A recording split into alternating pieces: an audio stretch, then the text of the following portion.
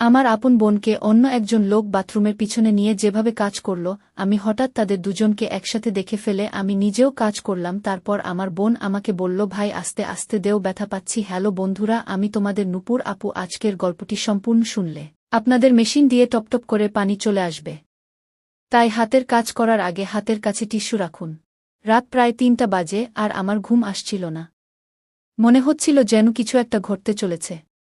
অস্বস্তি নিয়ে আমি শেষ পর্যন্ত আমার বড় বোনের রুমে গেলাম। ভাবলাম ওর সাথে একটু কথা বলি, মন হালকা হবে। রুমে ঢুকে দেখি একটা হালকা আলো জ্বলছে, কিন্তু অবাক হয়ে লক্ষ্য করলাম আমার বড় বোন সেখানে নেই। এত রাতে সে কোথায় গেল ভাবতে ভাবতে আমি চিন্তায় পড়ে গেলাম। আমি বাইরে বাথরুমের দিকে গেলাম, কারণ সেখান থেকে কিছু আওয়াজ আসছিল। কাছে যেতেই শুনলাম আমার বোন কারো সাথে মৃদু স্বরে কথা বলছে। ওকে বলতে শুনলাম যেন দ্রুত কাজ শেষ করে, নয়তো কেউ টের পেতে পারে। অন্যদিকে আরেকটি কণ্ঠ শুনলাম যে বলছে, চিন্তা করো না, এখন কেউ আসবে না। আমার ভেতরটা তখন অনেক প্রশ্নে ভরে গেল, বুঝতে পারছিলাম না আসলে কি হচ্ছে। আমি ধীরে ধীরে বাথরুমের কাছে গেলাম। ভেতরে উকি দিয়ে দেখি আমার বড় বোন কারো সাথে কথা বলছে, যেন তারা কিছু ব্যক্তিগত সমস্যা নিয়ে আলোচনা করছে। তারা একে অপরকে সান্ত্বনা দিচ্ছিল, যেন কোনো দুশ্চিন্তার কারণ নেই। আমি তাদেরকে দেখে অবাক হয়ে গেলাম। এই পুরো ঘটনা দেখে আমার মনে নানা প্রশ্ন উকি দিতে লাগল। আমি রেগে গেলাম, কিন্তু বুঝতে পারছিলাম না এই পরিস্থিতিতে কি করা উচিত। মনের ভেতর ভীষণ অস্থিরতা নিয়ে সেখান থেকে চলে এলাম। একসময় আমার মাথায় একটি চিন্তা এলো।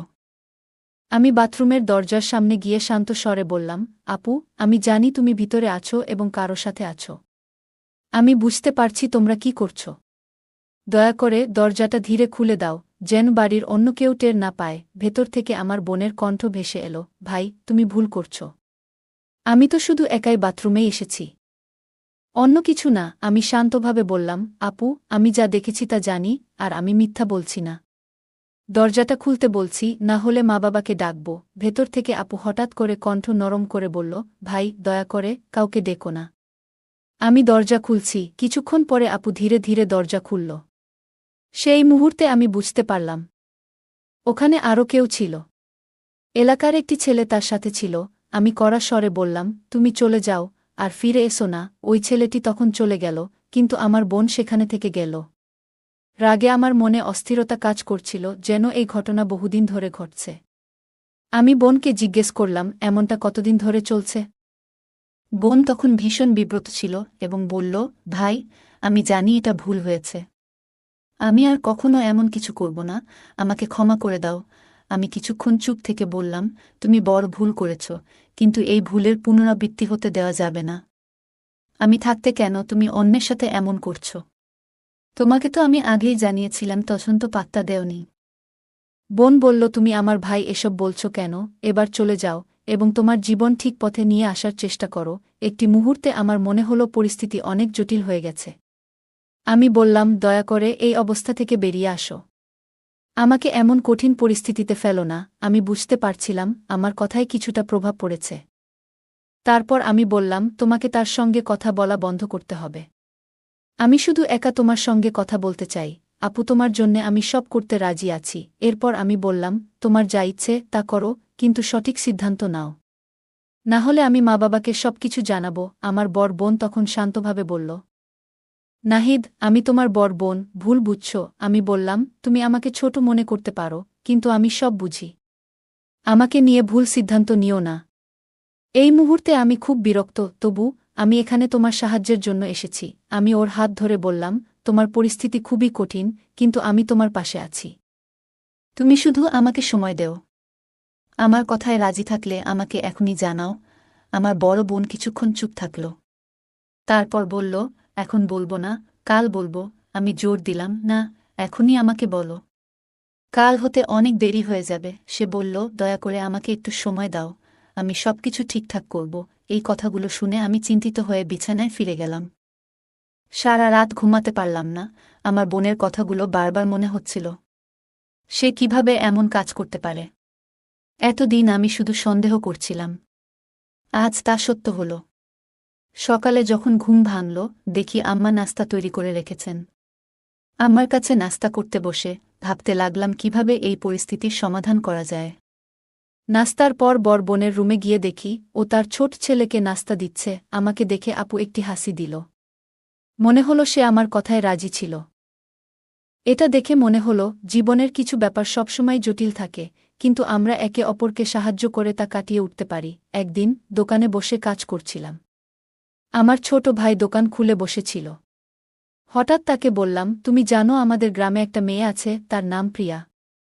সে খুব সুন্দর, মাঝে মাঝে আমার দোকানে আসে কিছু জিনিস কেনার অজুহাতে। আমার কথা শুনে ছোট ভাই হেসে বলল, তোমার প্রিয়ার সাথে একটু কথা বলার প্রয়োজন আছে নাকি?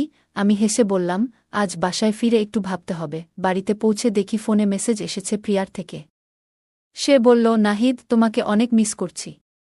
আমার সাথে দেখা করার চেষ্টা করো। সারাদিন তোমার কথা ভেবেছি। আমি উত্তর দিলাম, আমিও তোমাকে মিস করছি, কিন্তু এখানে গ্রামের পরিবেশ, সহজে দেখা করা যায় না। প্রিয়া তখন বলল, আমার কাছে একটা ভালো আইডিয়া আছে। আমি আগ্রহ নিয়ে জিজ্ঞেস করলাম, কী ধরনের আইডিয়া? সে বলল, তোমার বাড়ির পেছনের আখের জমি রয়েছে, সেখানে দেখা করতে পারো। আমরা সেখানে শান্তিতে কথা বলতে পারব। সেখানে শুধু তুমি আর আমি থাকব, কেউ আমাদের বিরক্ত করবে না। এই প্রস্তাবে আমি একটু বিব্রত ছিলাম, কারণ গ্রাম ছোট, সবাই সবকিছু দেখে ফেলে। কিন্তু প্রিয়ার সাথে দেখা করার সুযোগটা মিস করতে চাইনি। প্রিয়া খুব সুন্দরী ছিল, এতটাই যে গ্রামের অন্য ছেলেরা সবসময় ওর আশেপাশে ঘুরঘুর করত। আমি ভেবেছিলাম যদি কিছু বুঝতে পারে তবে লোকেরা অনেক কথা বলবে। তবে আমি প্রিয়াকে বললাম, আমাদের খুব সাবধানে চলতে হবে। আমি চাই না আমাদের সম্পর্ক নিয়ে এখনই কেউ সন্দেহ করুক। প্রিয়া বলল, নাহিদ, আমরা কি অন্য কোনো নিরাপদ জায়গায় দেখা করতে পারি? তোমাকে আমি খুব মিস করছি। তোমার কাছে যেতে চাই। আমার তোমার সাথে কিছু গুরুত্বপূর্ণ কথা আছে। আর হ্যাঁ, পরিবারের লোকেরা আমার জন্য বিয়ের প্রস্তাব খুঁজছে। তারা চায় আমি শিগগিরই বিয়ে করি। আর আমি তোমার কথাই ভাবছি। আমি জানতাম প্রিয়া আমাকে ভালোবাসে, আমিও তাকে ভালোবাসতাম, তবে জীবনে তখনও অনেক কিছু করার ইচ্ছে ছিল। তাই বিয়ের মতো বড় সিদ্ধান্ত নিতে চাইছিলাম না। আমি বললাম, প্রিয়া, এখনও আমাদের জীবনে অনেক চ্যালেঞ্জ আছে। আমার দোকান ছোট, আলো তেমন ভালো না। সংসার চালানোর জন্য নিজেকে আগে শক্তভাবে গড়ে তোলা দরকার। তারপর আমি অবশ্যই তোমার বাসায় বিয়ের প্রস্তাব পাঠাব। প্রিয়া একটু চুপ করে থেকে বলল, তুমি যখন চাও তখনই করো, কিন্তু জেনে রাখো, আমি তোমাকে ছাড়া থাকতে পারব না। আল্লাহর কসম, তুমি যেভাবেই রাখো, আমি রাজি আছি। তার কণ্ঠে ভরসা আর ভালোবাসা ছিল, আর আমিও তাকে সত্যিই ভালোবাসতাম।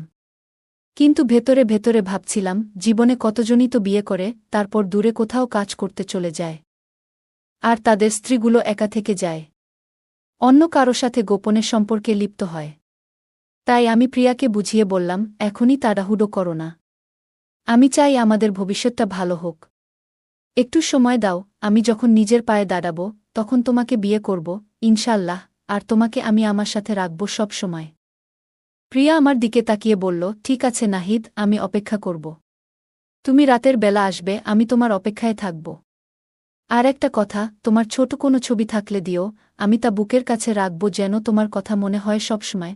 আমি ভাবতে শুরু করলাম, গ্রামের জীবন ও সম্পর্কগুলো যেন এক অন্যরকম বাস্তবতা। প্রিয়া বলেছিল, নাহিদ, আমি তোমার সাথে দেখা করতে চাই। তুমি আমার জন্য একটা ছোট ছবি নিয়ে এসো, যেন সবসময় তোমার কথা মনে হয়। আমি বললাম, ঠিক আছে, এবং ওর জন্য ছোট্ট একটা পাসপোর্ট সাইজ ছবি নিয়ে দোকানে ফিরলাম। প্রিয়া তখন বলল, এই ছোট ছেলেটিকে মোবাইলটা নিতে পাঠাও। আমি বললাম, ঠিক আছে, এবং ছোটকে দোকানে পাঠালাম। আমার মনে একটা প্রশ্ন ঘুরপাক খাচ্ছিল, কেন যেন আমার আশেপাশে থাকা মানুষগুলোকে এত আকর্ষণীয় মনে হয়, বিশেষত যারা আমার দোকানে আসে। গ্রামের সবাই আমার এই রুচি সম্পর্কে জানত এবং এটা নিয়ে অনেকেই মজা করত। দুপুরে খাবারের জন্য আমি বাড়িতে এলাম, কিন্তু মা তখনও রান্না শেষ করেননি। মা আমাকে বলল, ছোটকে কেন পাঠাসনি? আমি বললাম, মা, ছোটটা কাজে ব্যস্ত ছিল, তাই নিজেই আসলাম। এরপর আমি আমার দুই বোনের ঘরে গেলাম। ছোট বোন সেখানে ছিল না, কিন্তু বড় বোন ছিল।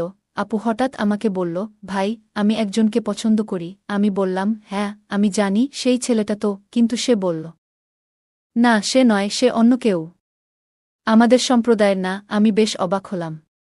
তাহলে তুমি তার সাথে কেন দেখা করো? প্রিয়া কিছুটা অস্বস্তিতে বলল, ভাই, সে আমার কিছু চাহিদা পূরণ করে, আর আমি তাকে অস্বীকার করতে পারিনি। কিন্তু সত্যি বলতে, আমি তাকে বিয়ে করতে চাই না।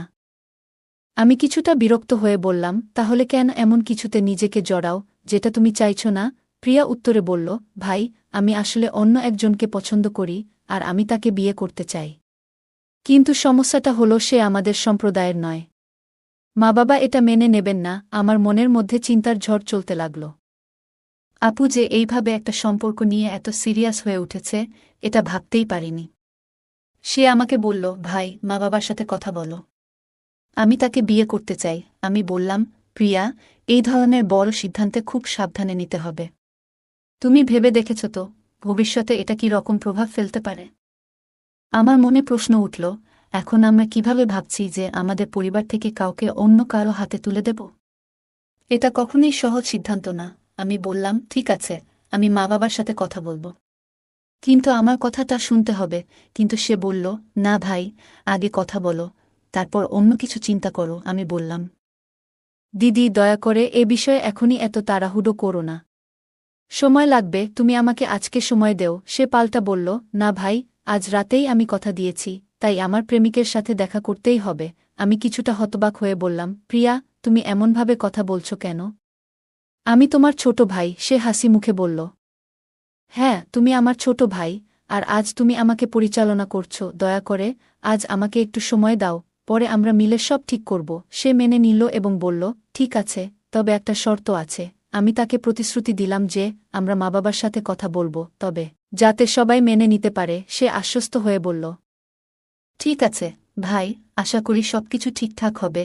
আমি জানি। এদিকে আমি তাকে বললাম, আজকের দিন একটু শান্ত থাকো, যদি দেখা করতেই হয় তাহলে পরে দেখা করো, আমি সারা রাত অপেক্ষা করতে পারবো। সে বলল, ঠিক আছে, আমি রাত 1টায় আসব এবং কিছু সময় তোমার সাথে কাটাবো। এই গল্পের দ্বিতীয় পার্ট চাইলে কমেন্টে জানাও। তাহলে দ্বিতীয় পার্টটি দিব। গল্পটা কেমন লাগলো জানাতে ভুলবে না। আরও মজার মজার রোমান্টিক গল্প শুনতে চাইলে ভিডিওটি লাইক, শেয়ার এবং চ্যানেলটি সাবস্ক্রাইব করতে এবং বেল আইকনটি ক্লিক করতে ভুলবে না। ধন্যবাদ।